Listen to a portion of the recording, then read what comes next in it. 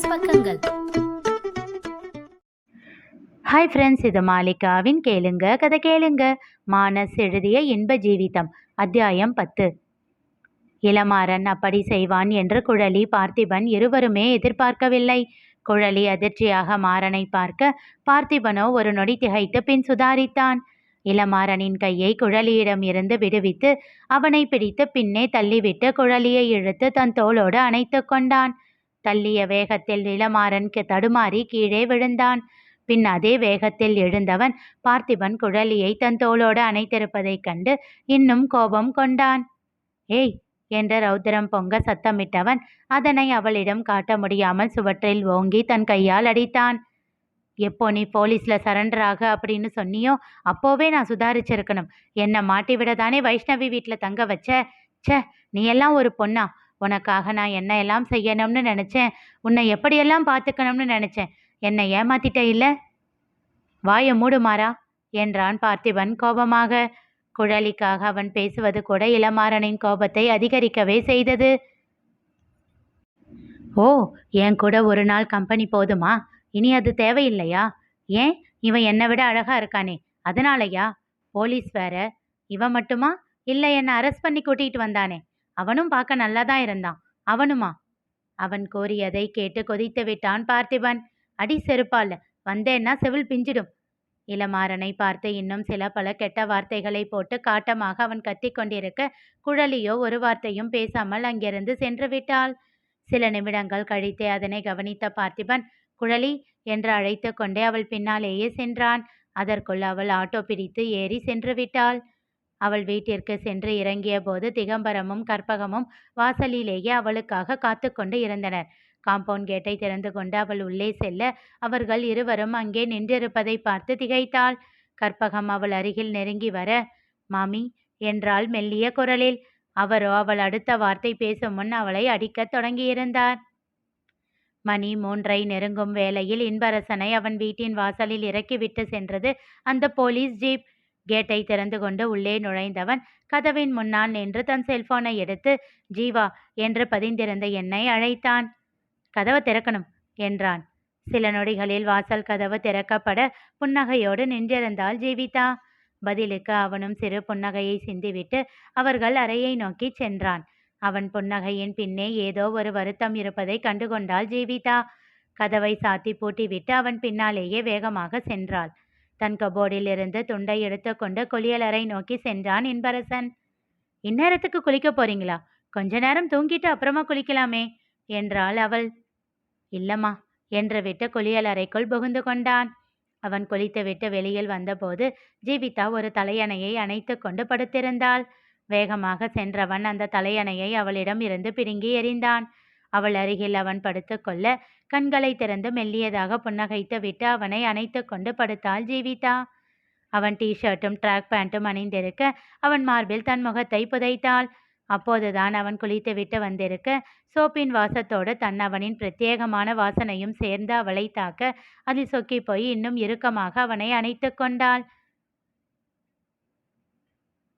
அவனிடம் இருந்து எந்த எதிர்வினையும் இல்லாமல் போகவே மெல்ல முகத்தை நிமிர்த்தி பார்த்தாள். அவன் கை தானாக அவளை அணைத்திருக்க அவன் பார்வையோ எங்கோ நிலை கொண்டு இருந்தது. எதையோ அவன் மனமும் மூளையும் சிந்தித்து கொண்டிருக்கிறது என்று உணர்ந்தவள் இன்பா என்று அழைத்தாள். என்கிட்ட ஏதாச்சும் கேட்கணுமா? என்ன?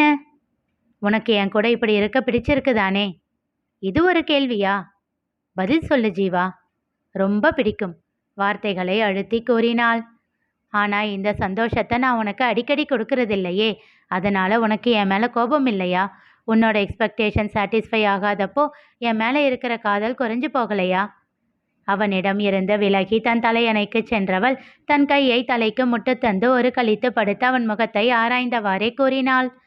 உங்களோட ப்ரொஃபஷன் பற்றி எனக்கு தெரியும், அதில் இருக்கிற கஷ்டமும் தெரியும். அப்புறம் எப்படி உங்ககிட்ட கோபப்பட முடியும்? உங்களுக்கு என்ன பிடிக்குமா பிடிக்காதான்ற சந்தேகம் இருந்தா வேணும்னா எனக்கு கோபம் வரலாம். அவன் மீசையை முறுக்கிவிட்டவாறே கூறினாள். எனக்கு தெரியும் என் இம்பாவுக்கு என்ன எவ்வளவு பிடிக்கும்னு. தென் வை ஷுட் ஐ?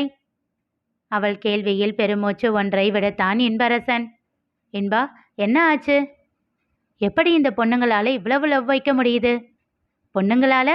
என்று கண்கள் சுருக்கி கேட்டவள் ஒய் ப்ளூரல் என்றாள். அதுவரை அவளை பார்க்காமல் சுவற்றை வெறித்தபடி பேசிக்கொண்டிருந்தவன் சட்டென்று அவள் முகம் பார்த்து புன்னகைத்தான். அந்த புன்னகையில் தன்னை தொலைத்தவள் அவன் கன்னம் கிள்ளி முத்தம் வைத்தாள். சரி சொல்லுங்க, ஏன் இன்பாவோட மனசுல தாக்கத்தை ஏற்படுத்தினா அந்த பொண்ணு யாரு? அவள் புரிதலில் நெகிழ்ந்து போனவன் வேகமாக அவளை இழுத்து தன்னோடு இறுக்கமாக அணைத்து கொண்டான். சின்ன பொண்ணு ஜீவா அவ. சொல்லும் போதே அவன் குரல் தழுதழுத்தது. அதனை உணர்ந்தவள் அவன் முதுகை வருடி அவனை கட்டுக்குள் கொண்டு வந்தாள். வெளியில் விரைப்பாக தெரியும் இன்பாவின் உள்ளே இருக்கும் மென்மை அவள் மட்டுமே அறிந்த ஒன்றல்லவா? அந்த பொண்ணு தப்பு பண்ணாளா? இல்ல, அவளோட லவ்வரா? அப்போ தப்பானவன்னு தெரிஞ்சும் அவனை லவ் பண்றாளா? இல்ல, அவன் தப்பு பண்ணல. ஓகே ஓகே, புரிஞ்சிருச்சு. தப்பா மாட்டிக்கிட்டானா? அப்போ அவனை காப்பாத்தி அந்த பொண்ணுக்கிட்ட கொடுத்துடுங்க. அதுதான் யோசிச்சுக்கிட்டு இருக்கேன். ஸோ ஏசிபி சார் அடுத்த கேஸில் இன்வால்வ் ஆகிட்டீங்க போல என்றாள் கிண்டலாக. சிறு புன்னகையோடு தன் மார்பில் இருந்து அவள் முகத்தை விலக்கி பார்த்து அவள் நெற்றி முட்டினான். பெருமூச்சு ஒன்றை விடுத்தவள் இட்ஸ் ஓகே, ஆனால் அப்பப்போ டைம் கிடைக்கும்போது இப்படி உங்கள் வாசம் கொடுங்க, அது போதும். தன் கண்களை இறுக மூடிக்கொண்டான் இன்பா. அப்போது அவன் செல்போன் ஒலிக்க எடுத்து பேசியவனின் முகம் எரிமலையைப் போல் கோபத்தில் பொங்கி சிவந்தது. சட்டென்று எழுந்தவன் நொடியும் தாமதிக்காமல் தன் பைக்கின் சாவியை எடுத்துக்கொண்டு வீட்டை விட்டு வெளியில் வந்தான். அவன் பின்னாலேயே வந்த ஜீவிதாவிடம் கதவு மூட்டிக்கோ என்று இறுக்கமான குரலில் சொல்லிவிட்டு தன் பைக்கில் பறந்து சென்று விட்டான். கதவை தாழிட்டு விட்டு உள்ளே வர மணி 3:30 என்று காட்டியது. பெருமூச்சு ஒன்றை விடுத்தவள் பிள்ளைகளின் அறையை நோக்கி சென்றாள். உள்ளே உறங்கிக் கொண்டிருந்த தன் மூத்த மகன் அகமகிழனின் அருகில் சென்று மெல்ல அவனை தட்டி எழுப்பினாள். மகிழா, எழுந்திருடா, டெஸ்ட் இருக்கு, படிக்கணும்னு எழுப்பிவிட சொன்னியே.